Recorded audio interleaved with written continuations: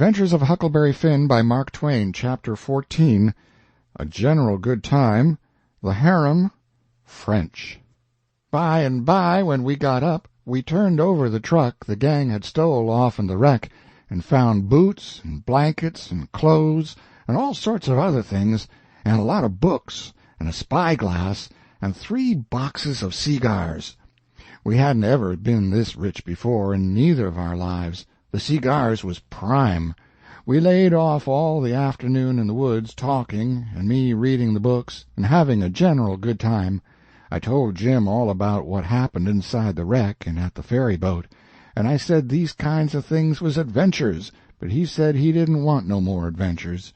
He said that when I went in the Texas and he crawled back to get on the raft and found her gone, he nearly died, because he judged it was all up with him any way it could be fixed, for if he didn't get saved he would get drowned, and if he did get saved, whoever saved him would send him back home so as to get the reward, and then Miss Watson would sell him south, sure. Well, he was right. He was most always right. He had an uncommon level head for a nigger. I read considerable to Jim about kings and dukes and earls and such, and how gaudy they dressed, and how much style they put on, and called each other your majesty and your grace and your lordship and so on, instead of mister, and Jim's eyes bugged out, and he was interested. He says, "I didn't know dey was so many of 'em. I ain't heard about none of 'em, scasely, but old King Solomon, unless you counts dem kings that's in your pack of your cards. How much do a king get?" "Get?" I says. "Why, they get $1,000 a month if they want it. They can have just as much as they want. Everything belongs to them." "Ain't that gay? And what do they got to do, Huck?" "They don't do nothing." "Why, how you talk! They just sit around." "No, is that so?" "Of course it is. They just sit around, except maybe when there's a war. Then they go to the war. But other times they just lazy round or go hawking, just hawking and Shh! Do you hear a noise?" We skipped out and looked, but it weren't nothing but the flutter of a steamboat's wheel way down, coming round the point, so we come back. "Yes," says I, "and other times when things is dull, they fuss with the Parlyment, and if everybody don't go just so, he whacks their heads off. But mostly they hang around the harem." "Round the which?" "Harem." "What's the harem?" "The place where he keeps his wives. Don't you know about the harem? Solomon had one. He had about 1,000,000 wives." "Why, yes, that's so. I done forgot it. A harem's a boarding house, I reckon. Most likely dey has rackety times in de nursery, and I reckon de wives quarrels considerable, and dat creased the racket. Yet they say Solomon de wisest man to ever live. I don't take no stock in dat, because, why, would a wise man want to live in de midst of such a blim-blammin' all the time? No, 'deed he wouldn't. A wise man would take and build a biler factory, and then he could shut down de biler factory when he want to rest." "Well, but he was the wisest man anyway, because the widow she told me so, her own self." "I don't care what de widder say. He warn't no wise man, nuther.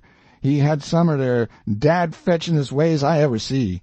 Does you know about that child that he was gwine to chop in two?" "Yes, the widow told me all about it." "Well, den, warn't dat the beatin'est notion in the world? You just take and look at it a minute. Dar's the stump, dar. That's one of the women. Here's you. That's the other one. I's Solomon. And this here dollar bill's the child. Before you claims it, what does I do? Does I shin round 'mongs the neighbors and find out which un you the bill do belong to, and hand it over to the right one, all safe and sound, the way that anybody that any gumption would? No. I take and whack the bill in two, and give half on it to you, and t'other half to the other woman. That's the way Solomon is going to do with the child. Now, I want to ask you, what's the use of the half a bill? Can't buy nothing with it. And what is the use of a half a child? I wouldn't give a dern for 1,000,000 of them. But hang it, Jim, you've clean missed the point. Blame it, you've missed it 1,000 mile. Who, me? Go 'long. Don't talk to me about your pints. I reckon I knows sense when I sees it, and they ain't no sense in such doin's as that. Dispute warn't about half a child.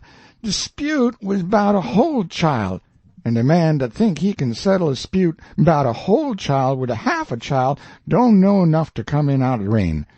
Don't talk to me about Solomon, Huck. I knows him by the back. But I tell you, you don't get the point. Blame the point. I reckon I knows what I knows. And mind you, the real pint is down furder. It's down deeper. It lays in the way Solomon was raised. You take a man that's got only 1 or 2 children, is that man going to be wasteful of children? No, he ain't. He can't afford it. He know how to value 'em. But you take a man that's got about 5 million children running around the house, and it's different. He as soon chop a child in 2 as a cat. They's plenty more. A child or 2, more or less, warn't no consequence to Solomon, that fetch him. I never see such a nigger. If he got a notion in his head once, there weren't no getting it out again. He was the most down on Solomon of any nigger I ever see. So I went to talking about other things, and let Solomon slide. I told about Louis XVI that got his head cut off in France a long time ago, and about his little boy the Dolphin, that would be a king, but they took and shut him up in jail, and some say he died there. Poor little chap. But some says he got out and got away and come to America. That's good. But he'll be pooty lonesome. They ain't no kings here, is they, Huck? No. Then he can't get no situation. What he going to do? Well, I don't know. Some of them gets on the police. Some of them learns people how to talk French. Why, Huck, don't the French people talk the same way we does? No, Jim, you couldn't understand a word they said, not a single word. Well, now, I be ding-busted. How did that come? I don't know, but it's so. I got some of their jabber out of a book. Suppose a man was to come to you and say, "Parlez-vous Francie," what would you think? I wouldn't think nothing. I'd take and bust him over the head, that is, if he weren't white. I wouldn't allow no nigger to call me that. Shucks, it ain't calling you anything. It's only saying, do you know how to talk French? Well, then, why couldn't he say it? Why, he is a-saying it. That's a Frenchman's way of saying it. Well, it's a blame ridiculous way, and I don't want to hear no more about it. There ain't no sense in it. Look here, Jim, does a cat talk like we do? No, a cat don't. Well, does a cow? No, a cow don't neither. Does a cat talk like a cow, or a cow talk like a cat? No, they don't. It's natural and right for 'em to talk different from each other, ain't it? Course. And ain't it natural and right for a cat and a cow to talk different from us? Why, most surely it is. Well, then, why ain't it natural and right for a Frenchman to talk different from us? You answer me that. Is a cat a man, Huck? No. Well, then, there ain't no sense in a cat talking like a man. Is a cow a man? Or is a cow a cat? No, she ain't neither of them. Well, then, she ain't got no business to talk like either one or t'other of them. Is a Frenchman a man? Yes. Well, then, dad blame it, why don't he talk like a man? You answer me that. I see it weren't no use wasting words. You can't learn a nigger to argue, so I quit.